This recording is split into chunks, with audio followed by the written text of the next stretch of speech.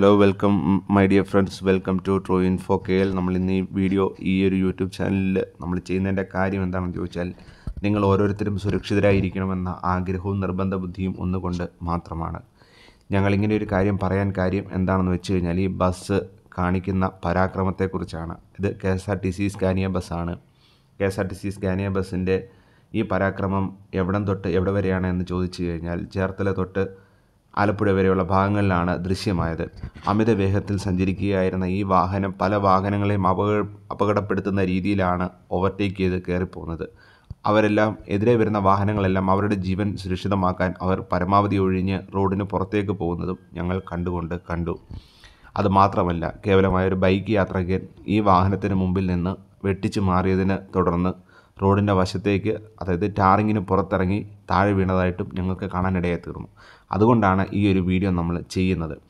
Okay, നിങ്ങൾക്ക് ഈ ദൃശ്യത്തിൽ ഇപ്പോൾ കാണാനായിട്ട് സാധിക്കും. ഈ വാഹനം പോകുന്നത് ഇതിൻ്റെ തൊട്ട് മുമ്പിൽ ഒരു ബസ്സാണ്. അതായത് ഈ ബസ്സുകാർ, ഞങ്ങൾ വാഹനം വളരെ വേഗത കുറച്ചാണ് യാത്ര ചെയ്തത്. കാരണം ഞങ്ങൾക്ക് തന്നെ വലിയ വേഗതയൊന്നും ആവശ്യമുണ്ടായിരുന്നില്ല. എന്നാൽ ഞങ്ങൾ ഇച്ചിരി വേഗത കുറച്ച് പോകുമ്പോൾ അവർ ബസ് ഓവർടേക്ക് ചെയ്തത് അവർ ഒത്തിരി നേരമായി തന്നെ 60 കിലോമീറ്റർ സ്പീഡിൽ മാത്രമാണ് സഞ്ചരിച്ചിരുന്നത്. കാരണം ആ ഡ്രൈവറിന് അറിയാം അയാളുടെ കയ്യിലിരിക്കുന്നത് 50 ജീവനുകളാണ് എന്ന നല്ല നിശ്ചയമുണ്ട്. എന്നാൽ KSRTC ബസ്സുകാരന് ആ ബസ്സിനെക്കുറിച്ചോ ആ ബസ്സിലിരിക്കുന്ന 50 ജീവനുകളെക്കുറിച്ചോ യാതൊരു വിചാരവും ഇല്ലാത്തത് കൊണ്ടാണ് ഇത്തരത്തിൽ മരണവേഗത്തിൽ പാഞ്ഞു പോകുന്നത്. നമ്മുടെ കേരളത്തിലെ ഒരു റോഡുകളിലും 100-110 കിലോമീറ്റർ സ്പീഡിൽ പോകാൻ ഒരു വാഹനത്തിനും കഴിയാതിരിക്കുന്ന സിറ്റുവേഷനിൽ, അത് നമ്മളുടെ ജീവൻ പണയം വെച്ച് തന്നെ പോകേണ്ടുന്ന സിറ്റുവേഷനിൽ പുതിയ നിയമം വന്നിരിക്കുകയാണ്.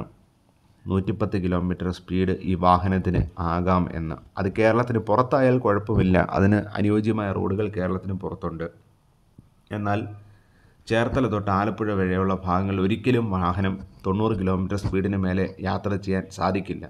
90 കിലോമീറ്റർ സ്പീഡ് എന്ന് പറഞ്ഞാൽ ചിലപ്പോഴൊക്കെ അതിലെത്തിയാലും പിന്നീട് തിരിച്ച് 40-ലും 50-ലും വരേണ്ടി വരുന്ന അവസ്ഥയുണ്ട്. കാരണം നിങ്ങൾ കാണുന്നുണ്ടല്ലോ, ഗുഡ്സ് കൊണ്ടുപോകുന്ന വാഹനങ്ങൾ വളരെയധികം ഈ റോഡിലുണ്ട്. അവർക്കധികം വേഗത്തിൽ യാത്ര ചെയ്യാൻ സാധിക്കില്ല.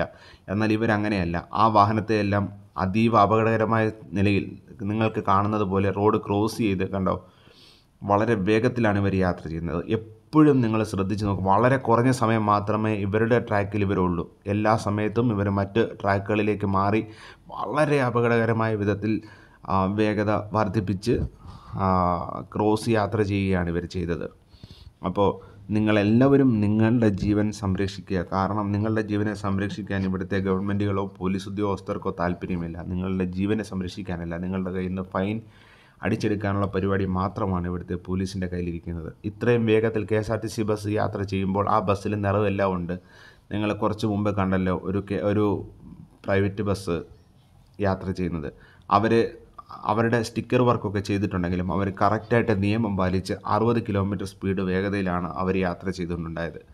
അവർക്കൊരിക്കലും അമിത വേഗത എടുക്കാൻ അവർക്ക് തോന്നിയിട്ടില്ല. അവർ വളരെ അധികം ഞങ്ങൾ ഒരുപാട് സ്പീഡ് കുറച്ചപ്പോഴാണ് അവർ ഞങ്ങളുടെ മുമ്പിൽ കയറാനിടയായെത്തുന്നത്. നിങ്ങൾ ആ ദൃശ്യം എവിടെയെങ്കിലും കാണുന്നുണ്ടാവും.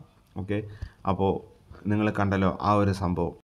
അപ്പോൾ ഞാൻ നിങ്ങൾക്ക് ഈ വീഡിയോ കാണിച്ചു തരുന്നത്, നിങ്ങൾ ആരെങ്കിലും ഈ റൂട്ടിലൊക്കെ യാത്ര ചെയ്യുന്നുണ്ടെങ്കിൽ, ഈ ബസ് വരുന്നുണ്ടെങ്കിൽ പരമാവധി നിങ്ങളുടെ വാഹനം ഒഴിച്ച് നിങ്ങളുടെ ജീവൻ സുരക്ഷിതമാക്കുക.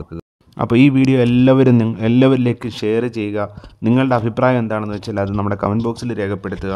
ഓക്കെ, നിങ്ങൾക്കൊക്കെ ഇത് ആർക്കൊക്കെ എത്തിക്കാൻ പറ്റും അവരുടെ കൈകളിലേക്ക് എത്തിക്കുക. അപ്പോൾ പുതിയൊരു വീഡിയോയുമായിട്ട്, പുതിയൊരു കണ്ടൻറ്റുമായിട്ട് വീണ്ടും കാണാം. നിങ്ങളുടെ എല്ലാവരുടെയും ജീവൻ സുരക്ഷിതമാക്കുക.